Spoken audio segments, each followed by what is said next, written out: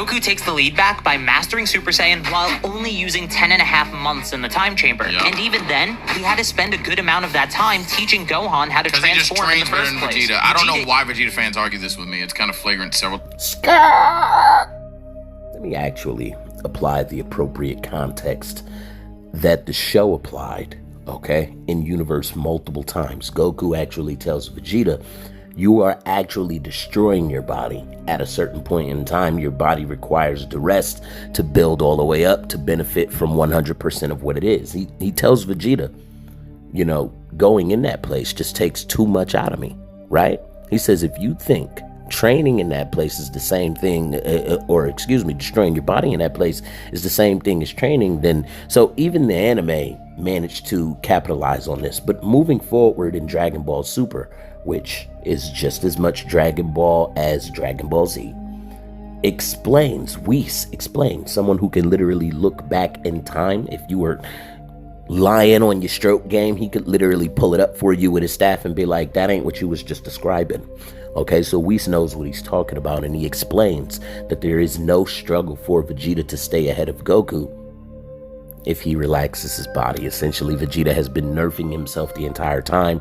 I like that because it was a throwback to what it sounded like Goku was saying when he addresses the fact that Goku's not going in again and that Vegeta is going again. So it's nice to know that there was some actual logic to this as to why Goku didn't actually go in again, because he knew his body was at its limits and needed the rest. He chose to take the 10 days of rest. So while I'm not contesting that it's smarter for Goku to understand not to overwork his body, what I'm also saying is that the idea that Goku could have gone in and gotten stronger is also completely false.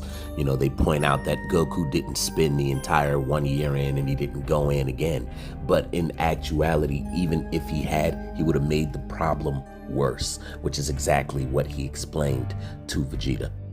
As that, this kind of validates Goku knowing that about his body. Now, is that the same thing as he trains better? Well, that's an aspect of training that he does better, but I can't say that overall he's 100% of a better trainer than Vegeta, right? He knew that though. I'll give him credit for that.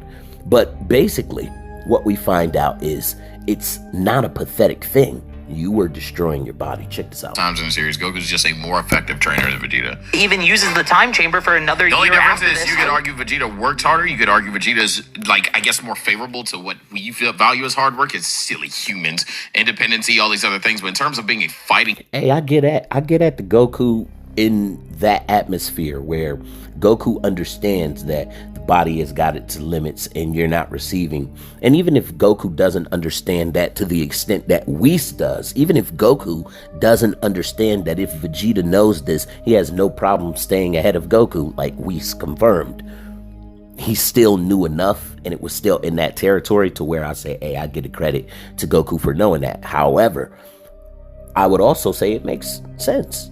Vegeta probably obtains this negative habit, this bad habit, as a result of trying so hard to get his freedom from Frieza. Like, he really couldn't afford to be chilling. You know what I mean? He's got to gain power fast under the nose of Frieza, who would destroy the whole planet for power levels way weaker than his. Now you essentially live with him, and it's like, you expect me to gain the power to beat Frieza one day without him noticing and dropping me off like a drama movie or TV show? Like, come on, man, we know what's up. You know what I mean? So I understand where he probably got that bad habit from and why he's trying to power forward. He's never had the luxury of the peace of seeing the power that it could actually afford him with his body. So this is an undeniable lesson that Vegeta learns with Whis, right? But the lesson actually makes it clear. Vegeta is better than Goku. These were circumstances that allowed them to alternate. You also remember Goku trained on King Kai's planet, which was essentially the equivalent of thousands of years of training on Earth. And he still got his ass beat by Vegeta, who is, now that we know, basically nerfing himself.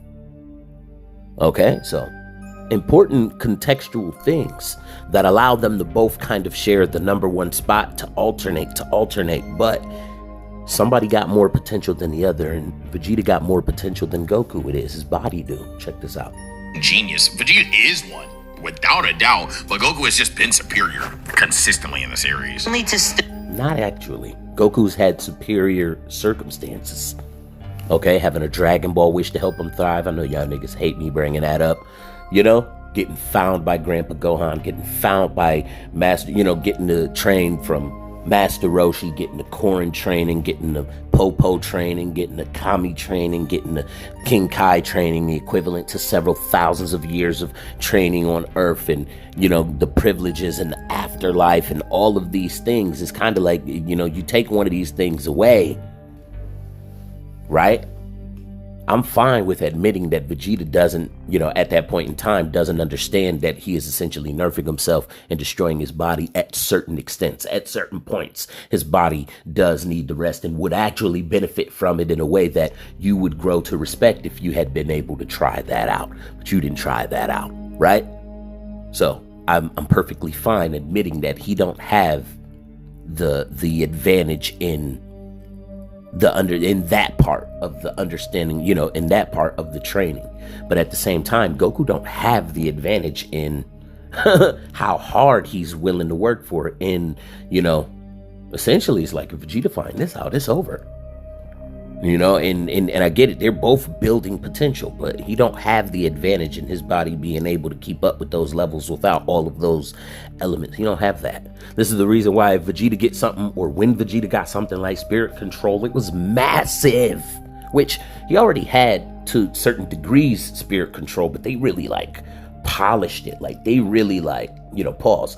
They really like, you know, clarified and went in detail for this.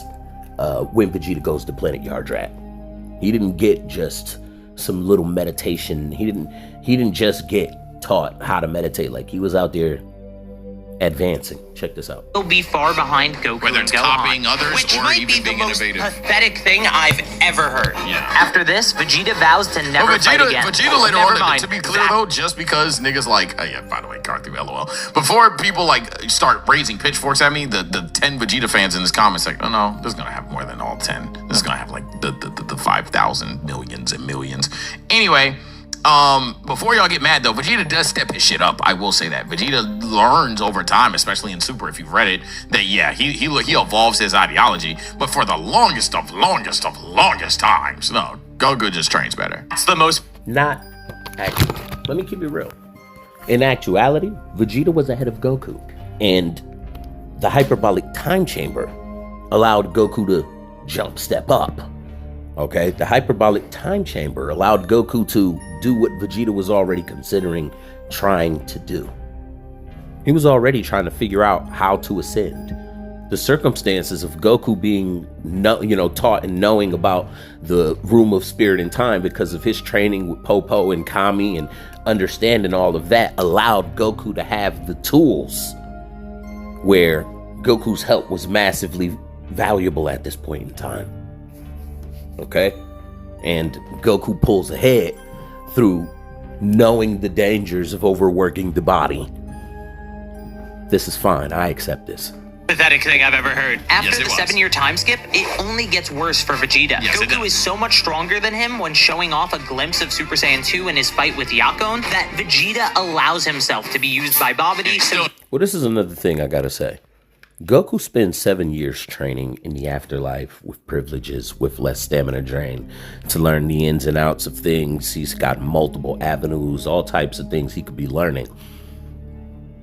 All Vegeta got was a boost. That's all he got.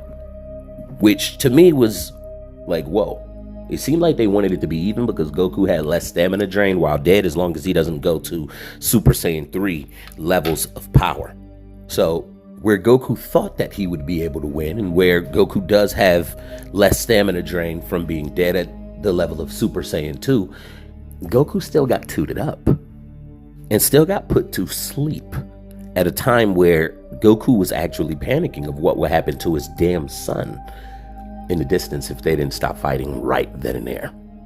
can have his potential unlocked. This power makes him Y'all count Goku's this as a equal, W. well, Y'all make me face-to-face sick. at least. Of course, despite Goku saying he's going all out against Majin Vegeta, or saying he's only Majin Vegeta's equal, he kept Super Saiyan 3 in his back pocket, Right. a gap that even Babidi's help couldn't over. Well, let's look at what Goku says. Goku says he didn't think Super Saiyan 3 would work.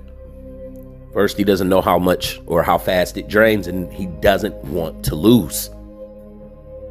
He doesn't want to lose. So he chooses not to do something that could potentially cause him to run out of time in 10 seconds. He's like, that's risky. I don't know, so I'm not doing it. Right? Plus, he also explains when he uses it against Fat Boo, this one took longer than the others. Okay? Now, here's the thing. There's a lot of people that feel as if, well, Vegeta should do this, or Vegeta is going to do this. See, that's what got you messed up the first time. Vegeta essentially walked away from his wife and child. There's no way in the world I'm going to let you win without using every single avenue to my credit.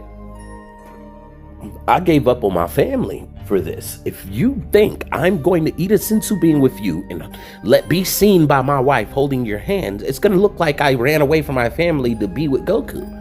No, nigga. We are at least finishing this. The headway that I've gained in this fight is going down. So look, you had the halo over your head, the less stamina drain, and I got the Majin boost. It seemed like it's even to me. We in the same transformation. Throw the hands. And it was Goku's decision not to use Super Saiyan 3 because he didn't think it would work, because he wanted to win. So he tried to win in the means that he thought that he could, and he tried to stick to his game plan. It didn't work. Okay, you got put to sleep. Also, if you remember, Goku literally says after Frieza smacks him in the back with Hakai energy that it's my fault for not realizing this is what he was on, right? He doesn't even give blame for the Frieza situation. Also, when Gohan got poisoned, he said there's no such thing as something cheap, as not fair, as blah, blah, blah. So Goku himself is like, he beat me. He didn't feel like that was cheap. He felt like he was supposed to know that after walking away from his family, this is how much this meant to him, that he would never accept this. And that was stupidity on his part. So that's an L, right? But check this out, though.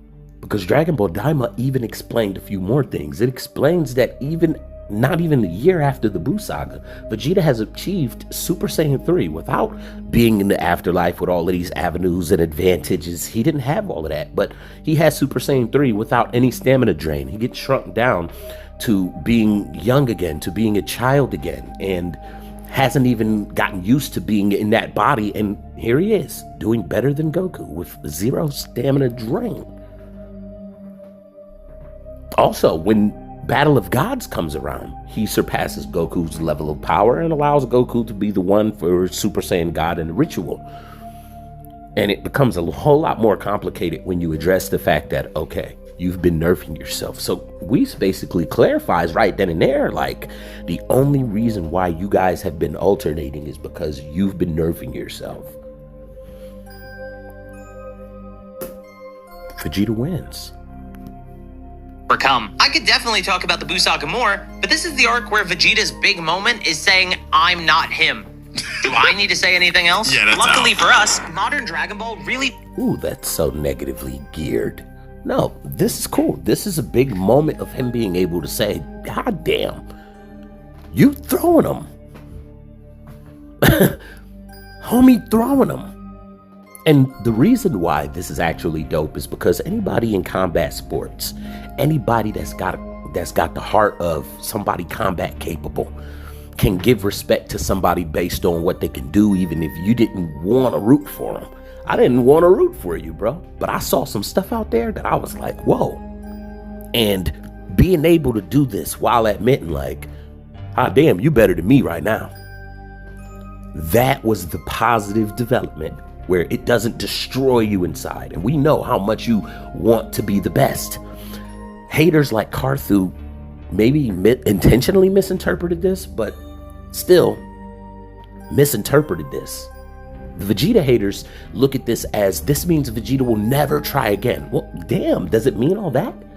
If I tell you that right now, you are definitely better than me. Look, it's been times in the past where I can see it clearly now that it was times in the past you was better than me, or that you had better character than me.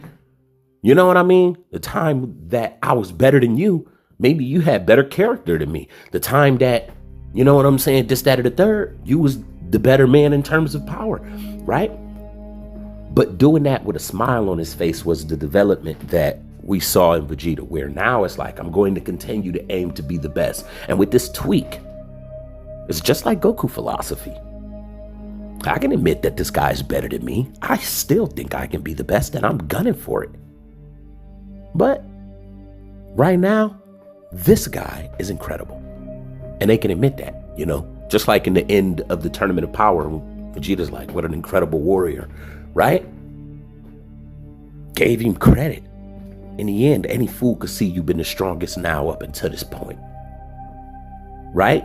Gave him credit. Gohan is clearly the strongest. Kakarot is clearly the strongest. It's something he makes it a point to do, even if he don't like it, because it would be ho shit.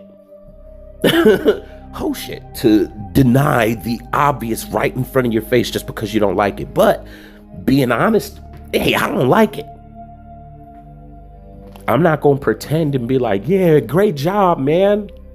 Now that's getting marked out. You know, I want that trophy. So this is what a hater would do. Carthu, you're a hater. Okay. But I like doing these videos regardless, because y'all let me know exactly how y'all feel at the bottom. We gonna continue though.